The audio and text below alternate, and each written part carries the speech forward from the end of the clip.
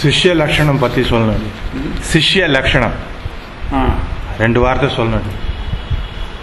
ಶಿಷ್ಯ ಲಕ್ಷಣ பெரிசா தேசிகனே சிஷ்ய லட்சணம் வச்சிருக்கார்.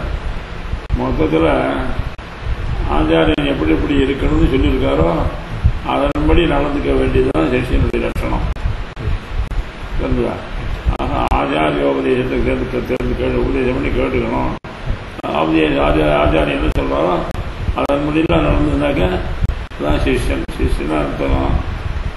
சாது அனுசரிஷ்டம்னு தாதுல வந்திருக்கு. அதாவது என்ன அர்த்தம்னா அவர் பெரியவாள் ஆகியிட்டாக்க அந்த ஆகியைக்கு உட்படுறவன், பெரியவாளுடைய உத்தரவுக்கு உட்படுறவன் இருக்கான அவன் தான் சிஷ்யன்னு பேரு. இல்லையா? சாசியன்னு சொல்லுவா, சிஷ்யன்னு சொல்லுவா. ஆக சாசனத்துக்கு உட்பட்டவன் அவன். ஆச்சாரியன் சொன்னதெல்லாம் அவருக்கு ஆச்சாரியனுக்கு பாதகம் இல்லாத காரியங்களை இவன் செய்யணும். அவ்வளவுதான் சிஷ்யன்.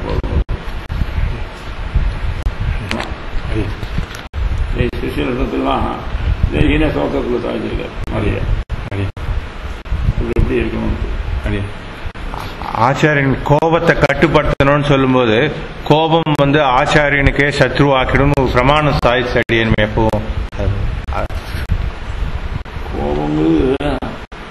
கோபம் வந்தா தான் யாரு என்னன்றதே இழந்துடுறான். இல்லையா?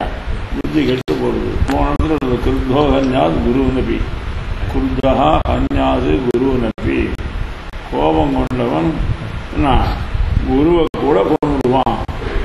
குருவாச்சேன்னு ஒதுக்க மாட்டான். ஏன்னா புத்தி அவ்வளவு கெட்டு போடும். அதனால கோபம் கூடாது. இந்த கோதாத்பதி சமோகா, கோபம் வருதுனாக்க உண்மை ஒரு விஷயத்தை ஒழுங்கா சிந்திச்சு பார்க்க முடியாது. அதனால அறிவு மயக்கம் ஏற்படுறது. சமோகா ஸ்ரீ பிரம்மஹா, அப்புறம் நினைவெல்லாம் மாறி போடுறது. ஸ்ரீ பிரம்மசா புத்தி நாசா, அதனால அவனுக்கு அறிவே மயங்கி போடுறது. புத்தி நாசா பிரணய சரி, புத்தி போனா அவன் அழிஞ்சு போறான். காரியம் எல்லாம் நடக்காம அப்படின்னு கீதையிலே சொல்றது. அதனால கோபங்கிறது பரம்பரையா கெடுதல் உண்டு பண்ணக்கூடியது. அதனால யார் பேர்லையும் கோபமே கொள்ளக்கூடாது. தெரிஞ்சா? அப்படி கோபம் வரது எப்படி அடக்கிறது அப்படின்னு கேட்டாக்க, கோபம் வர சமயம் பேசாம இருந்துடணும். மௌனமா பேசினாத்தானே கோபத்தினுடைய வெளிப்பாடு வருது. பேசாம கண்ண முடிந்து உட்காந்துட்டாக்க கோபம் சேர்த்துனா 2 நிமிஷத்துக்கு தானே போல அடங்கி போடும். அப்புறம் சரியா போடும். கோபத்துக்கு புரியா வாயால் பேசினா கண்ணா